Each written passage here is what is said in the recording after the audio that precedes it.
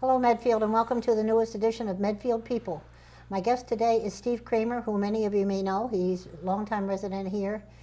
He's a lawyer, which is what we're going to talk about a lot, and he also has been on the school committee and the warrant committee and probably a dozen other committees in his tenure here. So, Steve, welcome. Ann, thank you for inviting me today. It's a pleasure to be here. I hope you'll say that at the end of the show as well as at the beginning. Absolutely. And tell us how come you found Medfield? Well, when my wife and I were just getting married, we were looking to find a community that was affordable and that had good schools. And we, I think, started in the Newton-Needham area, and they had the good schools, but it wasn't really affordable, and this was back in 1987, 88. And she had lived in an apartment in Dover before, so was familiar with Medfield. I'd never even been in the town, but we happened to find a nice house in Medfield. It was affordable. We came here. It was probably one of the best moves I've ever made. Flintlock Lane, is this one? It was Flintlock Lane, 10 Flintlock Lane, a house that, from what I gather, had the 7-year rule, because every time someone had a second child, they moved and somebody else came in. But no regrets about the town, I guess. No, none whatsoever. That's how a lot of us find the town, by accident, I think. The years I was a real estate broker, some people were driving through and liked the downtown. A lot of people, I'm surprised how many like that. Yeah. And some people, because they came to visit, they knew somebody that lived here and they liked the feeling of the town. Some liked I sold one house to someone because they liked the quality of the water, believe it or not. Some like the schools, some like the library. I mean, we all had different ideas on what we wanted. Part of it also was attractive to me because I grew up in a small town out in western Massachusetts, Greenfield, and it had a similar character to Medfield, and it just was something that was attractive to me. It's a great town, I think. I hope it stays that way. Yeah. Okay, so you have a wife and you have a couple of kids? I do. I have my wife Celeste, who's involved in a lot of activities in town. She's now, I think, the president of the Hannah Adams The newly Club. elected president of Hannah Adams, that's right. And we are recently an empty nest, as the expression goes, because my son graduated from Colby last year, and he's now working in New York at Citibank. More hours than we are comfortable with, but I guess that's part of the routine. And my daughter Haley just started as a freshman at UConn. At Penn? UConn. Oh, University of of Connecticut. Penn. That was my school. Right, right. But we still have Fred at home, who is our dog, who still runs the house. As he should. Absolutely. Okay, so you were how old when you thought you might like to become a lawyer when you were living in Greenfield? Well, my dad was a lawyer in Greenfield, and then was a district court judge out in that area. So I was always exposed to it growing up, and I was always attracted to government and politics. In fact, there was a time when I thought I would go back out there and literally get into active politics, but I was given the opportunity to come work for Frank Bellotti, who was the Attorney General in Massachusetts back when I was about a year or so out of law school, and I ended up working with him. He was probably the best boss I've ever had for about 8 years, and that was it. So I've stayed involved in government and politics, but not in the sense of running for anything other than running for the local offices of the school committee and the warrant committee, which in retrospect I'm very comfortable with, because I'm not sure the process of having to go out and raise a lot of money and get involved in that is something that I ever really would have been that comfortable with. Where did you go to college and law school? I went to Amherst College, which was out in western Massachusetts, and then Suffolk Law School in Boston. And I actually at one point when I was in college, thought of being a French teacher and a coach, because I played sports all my life. Parlez-vous français? Oui, je parle français. But it got to a point where I had about 4 years of French literature courses and was probably reading more of the novels in English than I was in French. And so I realized, if you want to teach this, you're going to have to read them in French all the time, so maybe you might want to consider something else. So I went to law school. That's a big switch from one to the other. It was a big switch, but I think going to law school, whether or not to become a private lawyer or to work in government, is still a very good thing to do. Having a law degree comes in handy in a lot of different contexts. No, I'm older than you, but I know when I went to school, we didn't speak the language. I went to a small girls' Catholic high school, and we didn't speak French in class. We read it and we wrote it, but we didn't speak it. And in college, when I took it, the only thing that got me able to listen to it was one of our professors had been in the French underground during the war, and we all had trouble speaking and listening. He said, well, if you'll be very good, I will tell you about my adventures. And we were so excited. He said, but it'll be in French. And we really learned because the man was fascinating. Absolutely fascinating. And you really had to concentrate and figure out what he was saying. And sometimes we'd ask him to repeat something. But it was the best education I think you could have had in that language by having somebody speaking like that. I completely agree, because my experience was similar in the sense that I had, again, 2 or 3 literature courses at Amherst in French. And it was always only about 10 to 15 students in the class. And it was always spoken in French. Yeah. And there was one particular professor I had twice who was just we liked him a lot because he wore a Bob Seger jacket into class all the time. May he rest in peace, he's gone, but he was a terrific guy. And learning to speak it is a lot of fun. I haven't had an opportunity to do it in years. My wife and I are hopefully going to go to France one of these times, but I'm sure they say it comes back fairly quickly. I know we went a few years ago. My husband always wanted to see Normandy.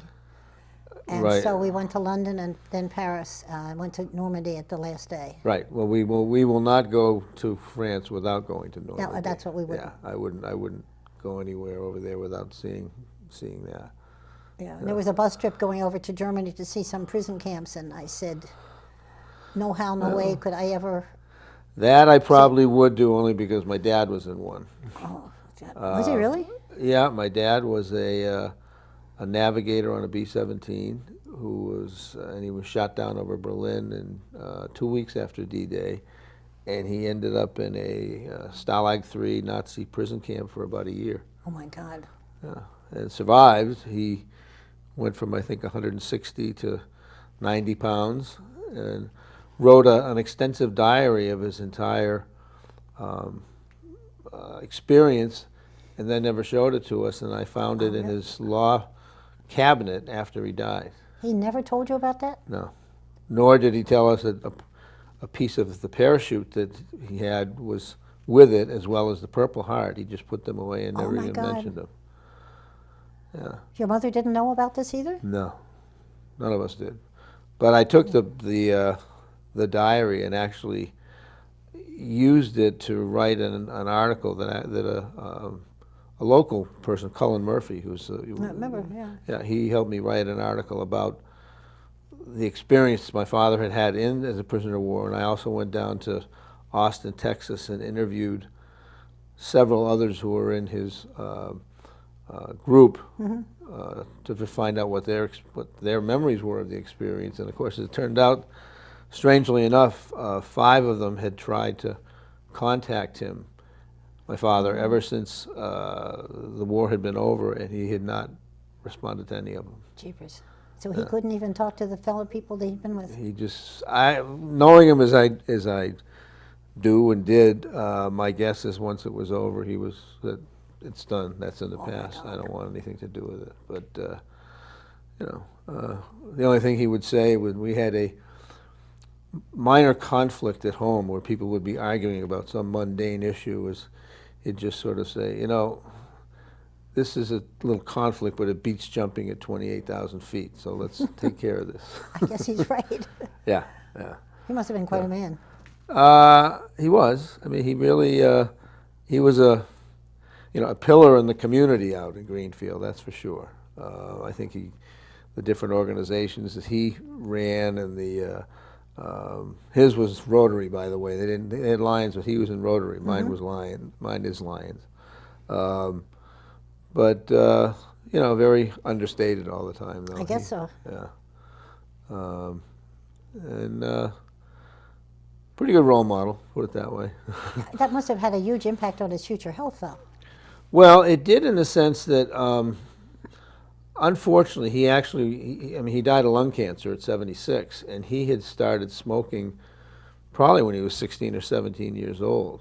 But when he was a prisoner of war, smoking was like having a piece of gum or chocolate. Yeah. They traded for cigarettes all the time. And unfortunately, he probably was addicted to the nicotine. Who knows? But when he came back, he smoked till the day he died. So my father smoked on his deathbed, dying of lung cancer. Yeah, In his 80s. right. He did. He could stop drinking, but he couldn't stop smoking. Yeah, it just was something that was a release or something for him. And it, in fact, the stories were that when he was a district court judge, back when there weren't all kinds of regulations of where you could smoke in a building or out of the building or here or there. And of course, the courts out in Western Mass are a little different. It's much more of a people's court type atmosphere as opposed to a lot of the formalities that are here. He would call a recess involving a case once in a while and said, everybody come into my chambers. They'd come into his chambers. He'd have a cigarette, and in 15 minutes they'd settle the case. Wow. So that was his sort of modus operandi, shall we say. What was his first name? Harvey. Harvey. Harvey Kramer. Yeah. Harvey Kramer. Yeah. You should really be proud. Yeah, no, I am. I mean, I think I am, and I think it's been a lot of an inspiration for me in terms of the public service that I've been involved in, where I've kind of said I was on the cusp of the Vietnam generation. I never had to go or to serve, and I've kind of felt that I never had to go through anything like what he did or what a lot of others have had to. So the least I can do is provide some kind of service to others that's certainly not as dramatic as and dangerous as what they had to. It's hard to imagine what they went through. Yeah, it really is. And I would say since he passed away and since I had found the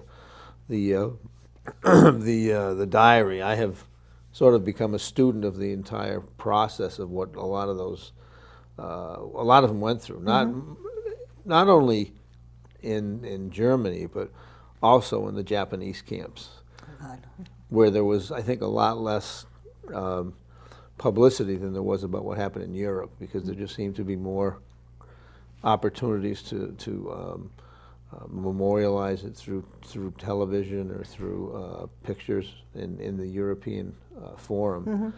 But what some of the prisoners went through and survived, well, obviously including the civilians that survived the death camps. Yeah, I don't know how any of them did it.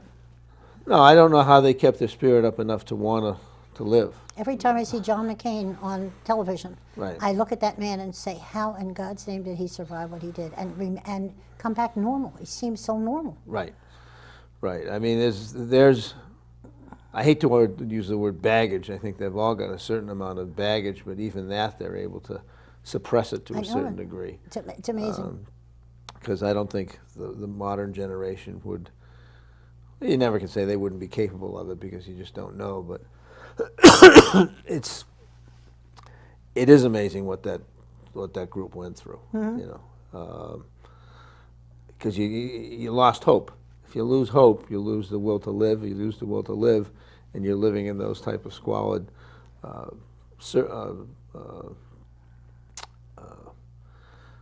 No food, you're sleeping on wood. You're getting beat up all the time. That's why I think it's so important for kids to see like a Schindler's List movie or a Saving Private Ryan or some of those movies, just to appreciate what people had to go through. Yeah, my son's grandmother was in Holland when Hitler invaded. Her husband was in the army, and she had 3 little kids, and she was part Jewish. And here comes Hitler and his men, and she told us, we have some of this on tape, because I wanted my grandchildren to know what a super woman what they have in their ancestry. She's dynamite. She died last year at 105. Somehow she made it all the way through. But she talked about what they lived on and how they survived. And what they did was they ate the tulip bulbs. The Germans had taken the horses and the cattle and the chickens and everything, had raised the fields, so they dug up tulip bulbs. And she said that's what got them through the war. They ate the tulip bulbs. Ate tulip bulbs. Can you imagine anything so horrible? Well, I remember listening to stories or reading stories about how whether, especially in the Pacific, whether they be worms or insects that, for most of us, if we ever saw them, we would get out a fly swatter. Well, these guys were eating them for the sake of survival. If you're hungry enough. Yeah, that's right. And that's great that you've got that type of a tape, because Only part of it. I wish we tried to get her. I went to camcorder and put her on film, but we couldn't get much of it done. Yeah, I was lucky because a community college professor in Greenfield in 1980, I think, had done an interview with my dad, and it's about 2 hours long, and I've got the CD of it. So That's special. It's great. Yeah, if you take a 2 hour trip sometime, if I take a 2 hour trip sometime, it's nice to just stick it in there. And hearing the voice, you feel like you're Oh my God. you're communicating again. I bet you would. Yeah. So when you got out of college and got out of law school, where did you work? My first job actually was for 6 months out in the district attorney's office in Springfield, Okay.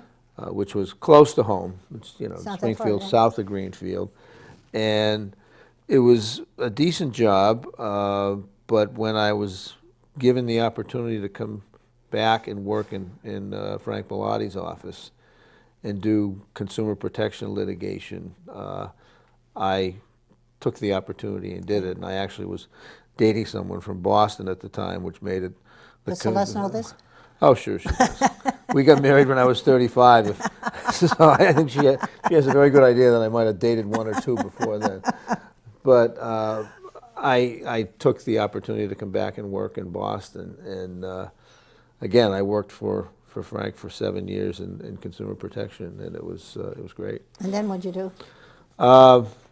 Pretty much been in private practice since then. When I left the AG's office, I worked for a small firm in Cambridge for a year, and then pretty much have ended up sharing space with a couple of people and doing my own practice since then. And that was right about the time I moved to Medfield. And I think it was only a year or so after I was here, I got involved in the Lions Club. I think I worked with you on the Affordable Housing Committee. You were on it, yeah. And then I love that committee. Right, that became the Warrant Committee. The Warrant Committee became the School Committee. So once that happened, and my son started playing sports and coaching sports, I was pretty much settled in, and it was fine. What was the best thing about being on the school committee? I think the best thing was being able to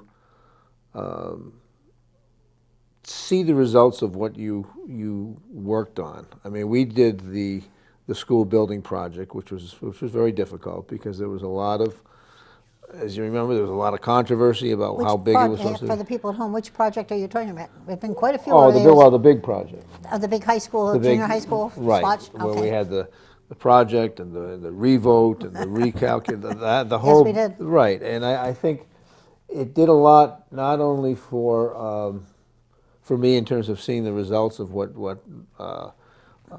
came of it for students that went here, but I learned a lot by doing that. I bet you did. I think I learned a lot about the necessity of compromise, that sometimes when you're a lawyer and you're a litigator, you can sometimes get into a mode of it's my way or the highway, and an appreciation for the fact that there are a lot of different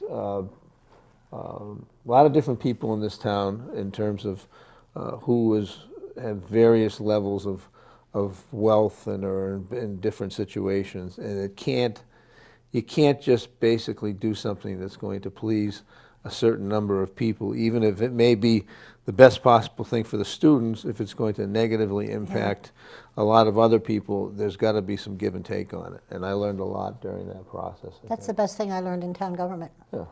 But I also learned disagreement is important. Right. Disagreement and learning how to disagree without being disagreeable. You're absolutely right. And some people I served with didn't have that special knack, but most did. And I learned, that's what I liked a lot. I really liked the compromise or the listening and saying if we don't agree, we don't agree. So it's a 3-4 vote or whatever happens. Oh yeah, it's very hard, and sometimes it's not natural for me because I think I'm I would say emotional about it, but I am passionate about what I get involved in and work on. And I think passion is good because that motivates you to work on it. But if it's taken too far, it blinds you from the passions that may be equally as strong from the other side that you may not agree with, but you have to work with. And I learned some good lessons while I was doing it that have helped me. in a lot of different contexts, I think. I wish I could go back to being 30 years old and have what I have now then, but that's not the way it works. If you were 30 years old, would you start serving for town government sooner? Probably, but I mean, when I was 30 years old, I was single and I had just finished law school, so it was and I was working at that point as an assistant attorney general. I don't think I could have worked as an assistant attorney general and also worked in town government. Yeah, that's true. I think there'd be a conflict. There would be. from I that. bet there would be. I mean, the part that I've always, I think as I mentioned before, had really considered and in fact had almost planned on at one point is I really did want to run for elective office and perhaps even on a state level. But that, A, it didn't happen, and B, I don't think I'm cut out for the governmental process once you're there. I'm not cut out for the process that you have to go through to get there, which is the extensive fundraising. I really find it very distasteful that people that want to get involved in elective politics have to go through that process. Right. Because getting $1,000 from someone and not feeling somehow indebted to me doesn't. It's tough to imagine. How would you like to be a member of the federal Senate nowadays? Can you imagine? No, I can't imagine it, although I think that the rank and file of the people in the Senate get a little bit of a bum rap, because I think there's a lot of people in the Senate that work very, very hard to try to do the right thing and get things done. How about the House? Well, I don't think it's a question of even the Senate or the House. I think it's the leadership that is totally lacking to get to a point in a process where you've had a furlough happen like what just happened. I mean, most of us were brought up and work in a way that if you've got a problem and you've got a deadline, you get it done. That's what you're supposed to do, whether it's a job. I mean, I think of the movie, I always loved this movie, 12 Angry Men. Mm-hmm. Oh, isn't that a great movie? Right. I've seen that about 10 times. Absolutely, and a great cast in it too. But if you've got a job to do, you go in that room and you get it done. And you don't leave that room until it is done. And to think that the leaders were able to just go home and go on and carry on with their lives for a week and a half when the impact of what they had not accomplished was just hurting people everywhere, to me is very distasteful. And it to me just says there should be other people in the leadership positions that should be trying to get it done. And I always loved reading about and listening to the way that Reagan and O'Neill used to work together. And isn't that fun? Because they're so different. Right. So different From people. the opposite ends of the political spectrum, but one way or another, when something really had to get done, they would get it done. And it was a great example, you're right. Yeah. And, not to suggest that, whether it be Nancy Pelosi or Harry Reid or Boehner or any of them aren't well-intentioned people, but if you're not the type of leaders that can get the job done on time and work with the others and just cooperate, well, give it to somebody else to do, because you shouldn't be doing it as far as I'm concerned. See, if we had a mess like that in the Medfield town government, the phones would be ringing off the hook. People would stop you on the street. They'd stop you in the supermarket. They'd want to know. It was that face-to-face thing, I think, that kept small town government so open and honest. I think that's great. Too bad we can't do it with them. The big difference is that for us in town government that have worked in town government here, your constituents are there all the time. You see them, you talk to them, you can't work get away with from them. You can't get away from them. These folks are so far removed You're right. from the rank and file public that's being affected by it, that they look at this much more as a political gamesmanship, and it's not. It's people's lives. You're right. And it's their future. Absolutely. It isn't just for people my age, it's for my grandchildren, my great-grandchildren, et cetera, and yours too, everybody's. Right, But they made a mess. I really resent it when, and I understand how people can just say, get rid of them all, and they're not getting anything done and all that. That's, to me, is very, very unfair, because there are rank and file people, Democrats and Republicans, who work like crazy to try to get their job done. And it's not, they don't have the power to get it done, and there's nothing they can do to get it done. It's the people at the top that have to be the ones that do it, and they shouldn't have to suffer the political consequences of it. But that's the way it is these days, I guess.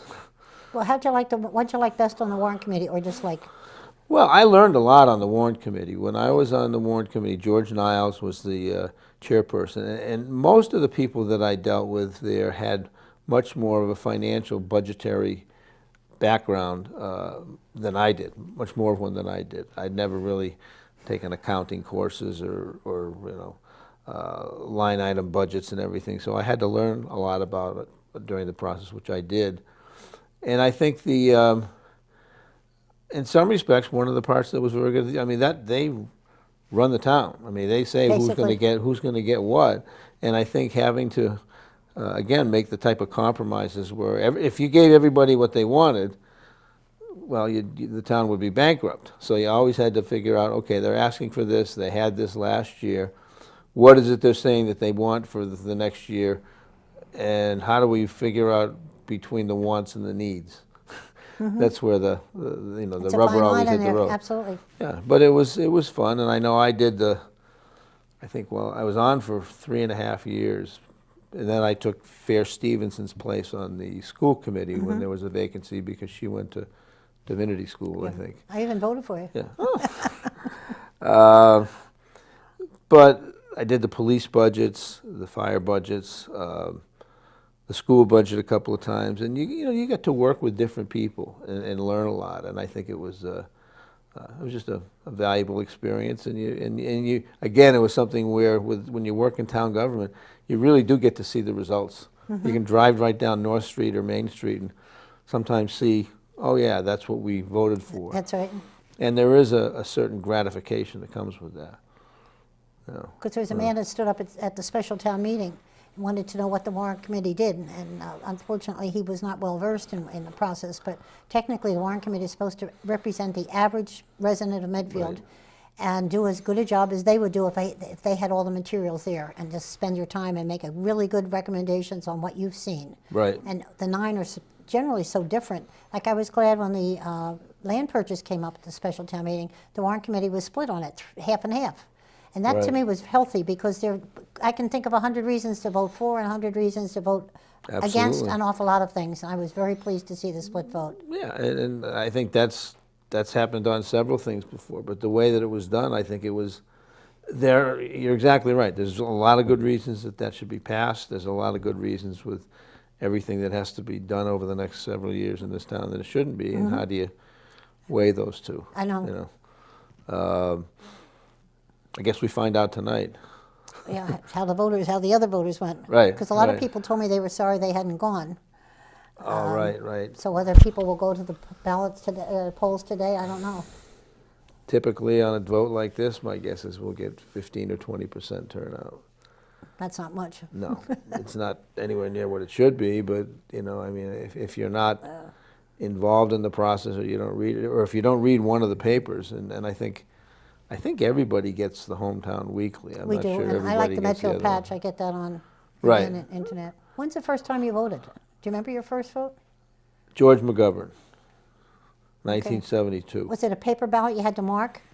I'm sure it had to be. This was out in Greenfield. Because we had paper ballots first, and then the voting machines came. I had no idea how to work the voting machine. I think it was, but I also have a recollection of voting out.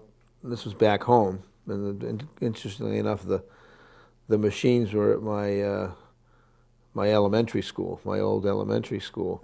But I think there was something where you had to just put your finger on a thing, a lever, and push it down, and the X was there. Yes. And whether it was that or a paper one, I don't know. But I was at Amherst in college at the time, so I only had to drive up about a half an hour and vote. And of course, I was convinced that McGovern would win the election, and he did in Massachusetts. I was proud of my first vote. I really was. Yeah. Very proud. It was a fun thing to do. I mean, it was fun to be a part of the process finally, especially when I think at the time I was a sophomore majoring in political science anyway, so it was getting to actively participate in what you've been studying about anyway. We always talk politics at the dinner table. I have just one sister who's a year and a half older, but my parents both loved politics. They were independent voters, but they voted all over, it depended on who ran. They voted more for the person than for the party. but my mother was the ninth of 9 Irish kids. And she Oh. said some of her brothers would literally leap up on the dining room table saying, "You've got to vote for this guy, you've got to do this, you've got to do that." And so she loved it. She loved that controversy and the talking about things. And we did it all the time growing up. We talked about who was running for anything. Yeah, well, I got a good taste of it because, of course, my dad was always a staunch Democrat out in Western Massachusetts. In fact, one of the letters that he's got, which I now have actually in my office, was a thank you letter from John F. Kennedy because he helped coordinate his Western Mass campaign for the Senate in 1956, I believe it was. But my mother's from Brookline, and of course the political perspectives of someone from a very small town in Western Massachusetts versus Brookline very different. were very, very different, and we'd get different perspectives about it from the two of them at different times, and it was interesting to listen to. And somehow I'd come down in the middle somewhere. I'm always amazed at the people that don't vote, though, and then they complain.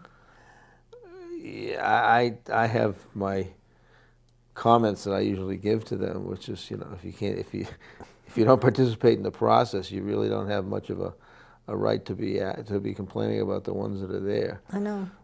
But I suppose there's some to each his own involved in it. But when it comes to that, it seemed to be something that has been a lot of people worked for to give you that privilege. You ought to use it. Yeah. So you're still practicing law? I'm still practicing law.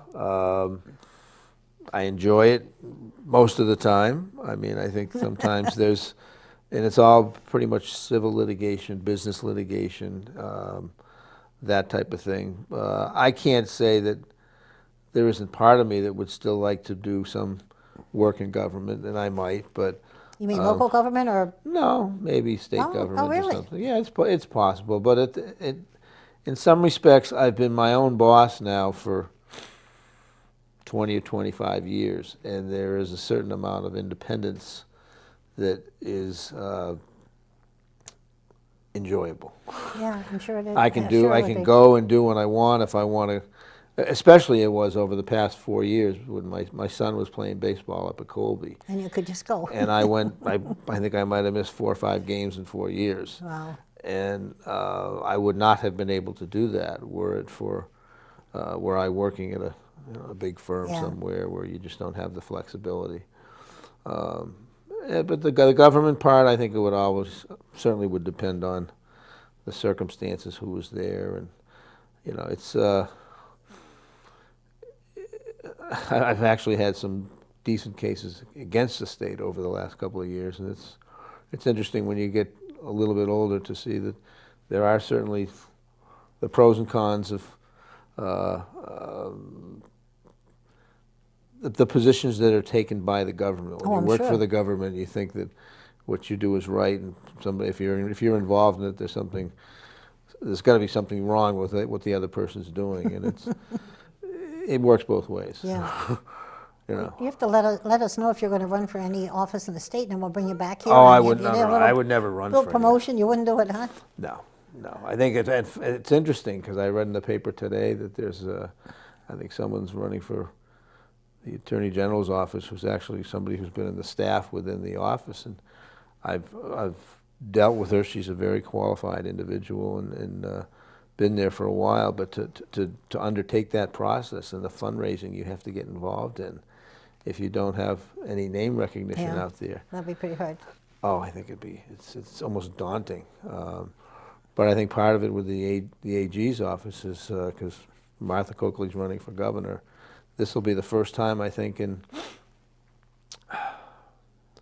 probably about 20 years that there hasn't been a candidate coming out of the DA's office in Middlesex County, which was the biggest political base that you could have to start with. Well, I think you had between Scott Harshbarger, Tom Riley, Martha Coakley, all three of them came from that political base to start with because it's the biggest county in the state. Well, we could write you in for selectman sometime if you're not going to run for anything in the state. You I've haven't tried that yet. I've been asked on that one before, and it's my gut feeling is I'd probably want to do something in issues more on a larger basis at this point. I bet rather you'd be than good just as a the town. selectman. I know I can understand that with the larger issues would be more interesting, but and I think it's tough when you run your own practice. You know, the difference between running your own practice and working in a firm is, in a firm, you're getting a salary usually. If you run your own practice, there's only one person who's paying your salary, and that's you, and it's got to come in. And I think the time, if my practice was in Medfield, I think it's possible and probably likely that I might have agreed to have done the selectmen's route, which was, I think, the one thing I hadn't done after the school committee no, was I think over. you do a good job at it. But I think my Especially when office you have is that background of school and warrant committee. It's a Yeah. nice balance. But my office is in the Newton Wellesley line, and it's just it's tough time-wise. I think to do that. I think, Yeah, it and would I be. think again, there's a great group in there right now. I think they do a terrific job. And what is it? Two of them are from Medfield to begin with, anyway, right? Well, Between Richard Mark grew up and- here, but Right. Mark is the interesting one. He's Right. 11th generation, a person in Medfield. 11th generation. 11th generation. I didn't even They know came Medfield off- went back 11 They came off that boat and they came to Medfield. And that Mark said right? he doesn't know why they stayed here. He's assuming they must be must have been farmers. There wasn't much else to get them here. Wow. There was no public transportation for most of that time. Then we lost when we had it, we lost it. But 11 generations in Medfield, which is a whole different ballgame. He spent a lot of time at the cemetery and researching and found some grave sites for his ancestors.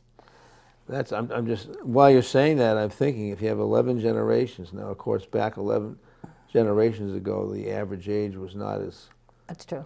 high, but say the even of 11 generations, the average age was 60. That's 600 years. Yeah. And we're now in, when are we, 2000? That's going back into the 14 to 1500s. Well, we're talking 1600s Wow. when I came over. Isn't that amazing? His family Wow. name was Clark. His mother was a Clark. Is that right? Yeah. I didn't know it till he was a selectman, and we often went out for a beer after a meeting, and we can't talk about anything on the agenda because of that Right. bloomin' open meeting law that we're really very careful about it. Right. So we right. would talk about other things. We started talking about things like that one time, and I was fascinated. 11 generations in one small town. Did Medfield, and I you know, having been here now for 1988, 25 years, Okay. did Medfield ever suffer this any attacks from the Indians? Oh, that wiped out- absolutely. It did. I Oh, mean, yeah. I should have read about this at some The time. King Philip War. We even had one year. We even had reenactments. I think for the 325th anniversary of the town, we had the reenactment. Excuse me. And the kids built bungalows up along where the fields are across from the state hospital.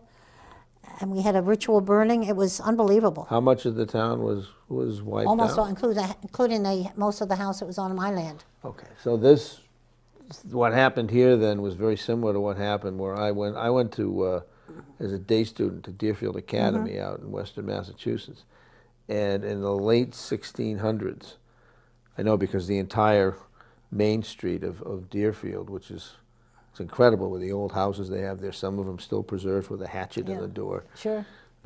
wiped it out completely, except it took a few captives with them. In fact, my fourth grade teacher, I still remember, read us the boy captive of Old Deerfield, who was the student that was kept. You should join the Historical Society. Yeah. First Monday of the month.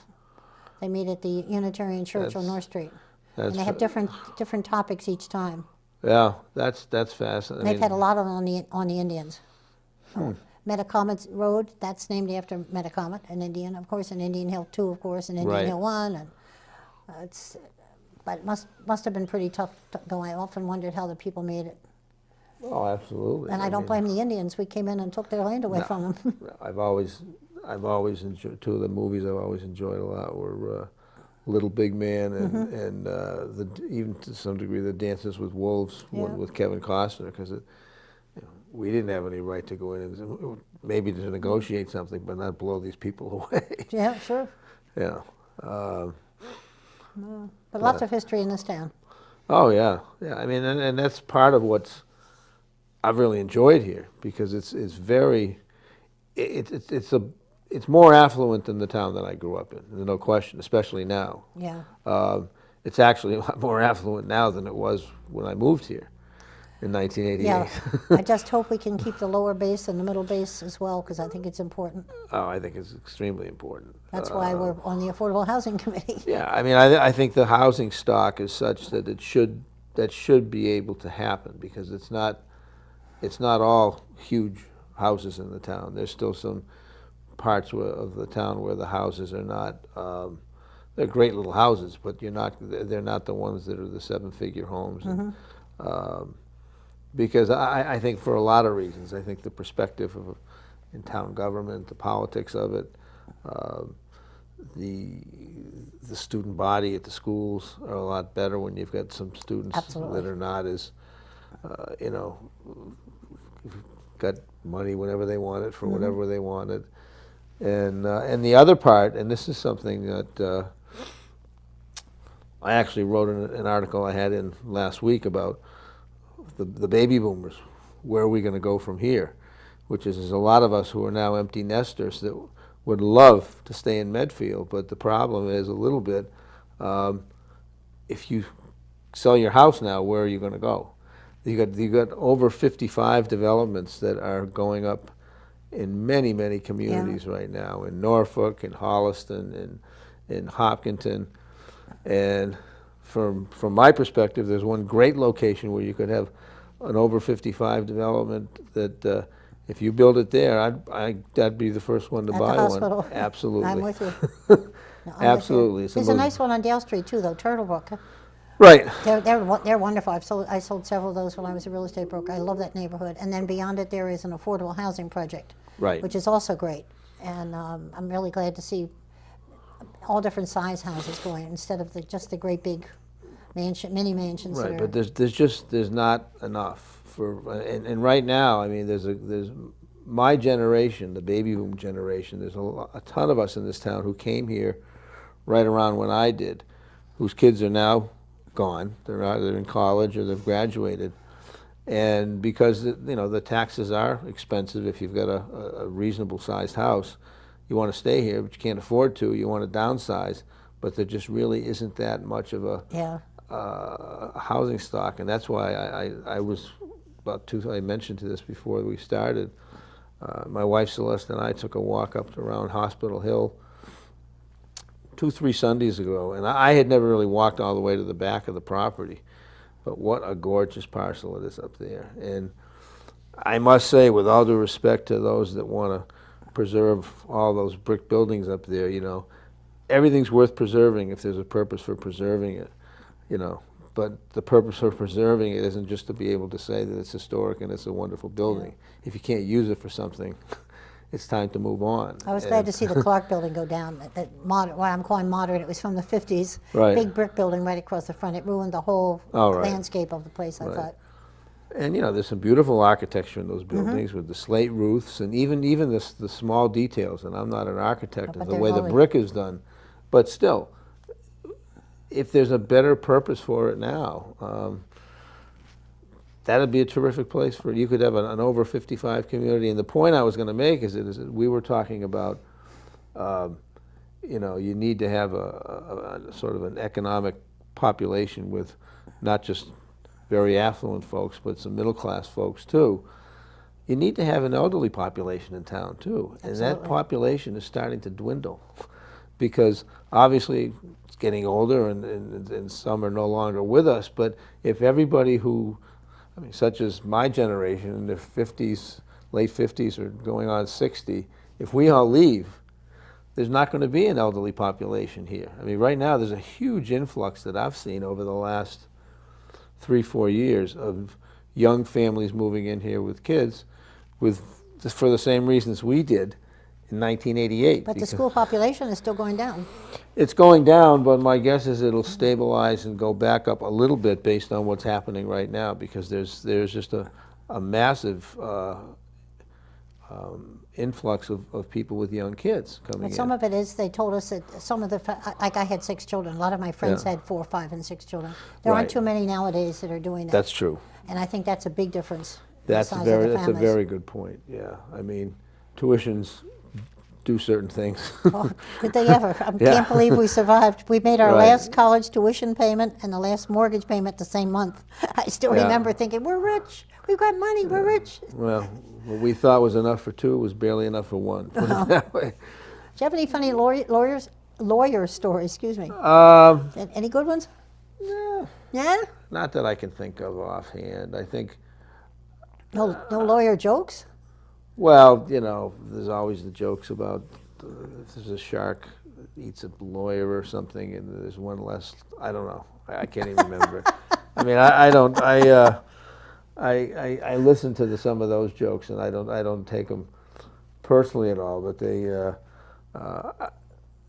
a lot of very, very good lawyers who care a lot. There's a lot of people in my profession also that I wonder how they ever got there. Is that right? Yeah. That's interesting. My daughter's a lawyer. My younger daughter's a lawyer. I should ask her. Well, one of the things is, you know, when you take the bar exam, when you go to law school and you take the bar exam, those are academic exercises that if you're a reasonably bright person, you're going to do fine on them. And unlike myself, who did pretty well, but when I studied for the bar exam, it was tough. Was it? It was tough. I mean, and I just didn't want to leave any stones unturned because I'm not the type that can read something once and have not a magnetic memory. What is it? There's a certain expression I can't think Whatever. of. Yeah. But that doesn't measure at all what kind of moral character that you have. And I think what's unfortunate, and there really is no barometer to do that, but it's amazed me that some of the lawyers that I run into who are probably some of the smartest ones out there that probably had the highest grades on the LSATs or did the best scores on anything, when it comes to judgment about how to interact with people or what's fair and not fair, they don't have a clue. Or if they do have a clue, they don't care. Jeez. And that's unfortunate. That is too bad. Yeah, but I suppose in a lot of respects it's probably not that much different than developers or people in other professions that the smartest people aren't always the most ethical people when it comes to trying to do the right thing. You're probably right. Yeah. Kind of scary, but I think you're probably right. Yeah, and you know, you have to remember that when you're representing your client, you're supposed to represent your client zealously represent your client. That's part of what the canons are. But some people can take that to an extreme. You know, to want to represent your client zealously, they want to just wipe out the other side. And you don't, to get what's fair for your client and get what they deserve, you really don't have to do that sometimes. And yet, in a competitive environment, I think you'll find that a lot of lawyers, and this is when some of them get themselves into trouble, when you've got a sort of a dwindling clientele that's out there, they'll promise X, Y, and Z to the client so that they can get the client, knowing full well that realistically, if they get the client X in the end, that's probably about all they're going to be able to do, but they want to get them in the door. Yeah. So what that produces is a long, extended period where they're going out there trying to get X, Y, and Z of remedies when there really is no basis for it at all. And it makes the process much more protracted and antagonistic than it has to be. So you'd encourage people out here watching you to go to law school? Well, I think it depends on why you want to go to law school. I mean, I think that there are a lot of, it's much, much less popular than it was. And I think part of it is there was a show probably right after I got out of law school that called L.A. Law, if you remember that. Yep. And I think a lot of students watched that at the time and thought, gee, this is the way it is. The case comes in today, you talk about it tomorrow, and the trial is the next day. And boy, and you've got That's pretty good. Yeah, that's terrific. Well, it doesn't work that way. Nothing in life works that way, unfortunately. No, and I think the profession is, to some degree, it's oversaturated, especially in Massachusetts. I know a lot of students that have gotten out of law school and are looking for 6 months to a year to find a job, and then you can end up working at a place where they give you, do the just discovery, and it can be discovery meaning to ask the interrogatories or questions and limited in one particular case. Boring. Doesn't sound like fun. No. But overall, you've been pretty happy with it. Oh yeah, I don't think, I mean, my best attributes, if I have any, I think have been enhanced by having had a law degree in a law education. And I don't think that's just as a practicing lawyer. I think in just about most of the stuff that I do, I think it's, I sort of think that way anyway. I'm kind of like my father, I suppose, in that sense, that I'm pretty down to earth. I'm pretty practical when it comes to looking at things and trying to decide what makes sense and doesn't make sense. And having a law education never can hurt you in terms of looking at a situation, not only having the common sense as to how to deal with it, but also having some idea what legally or what's legal or illegal when it comes to that. And I would do it again. Well, that's a good lesson for the folks at home. Yeah. You would do it again. Oh, I definitely would do it again. I can't think of anything I really would have done differently, and I've also gotten to the stage pretty much where I realize how futile it is to try to think about what you would have done differently, because there's not going to be a chance to anyway.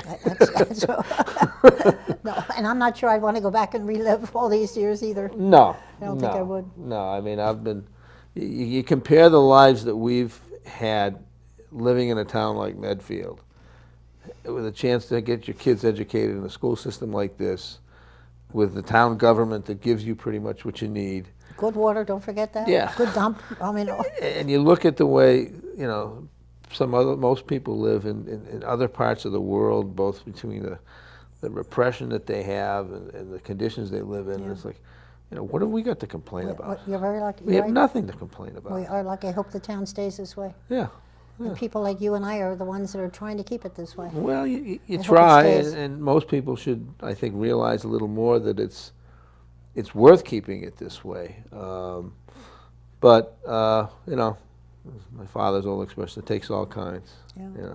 Well, thank you very much for coming, Steve. I appreciate that. My and pleasure. Anybody out there that has any ideas for a guest for a future show, just give me a call or send me an email at annmedfield@verizon.net. I would love to hear some new ideas. I always try and keep something good. Steve and I have been friends for a long time, and but I thought he would be ideal for this, and I appreciate it. Thank you so much. My pleasure. Thank you. Okay, thank you. I'm serious. I think it was great.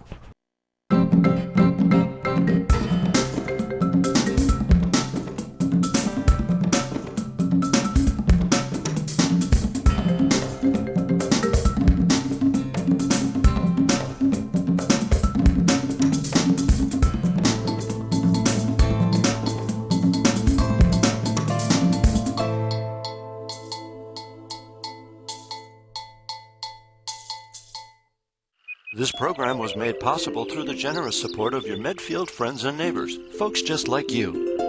And thanks for watching.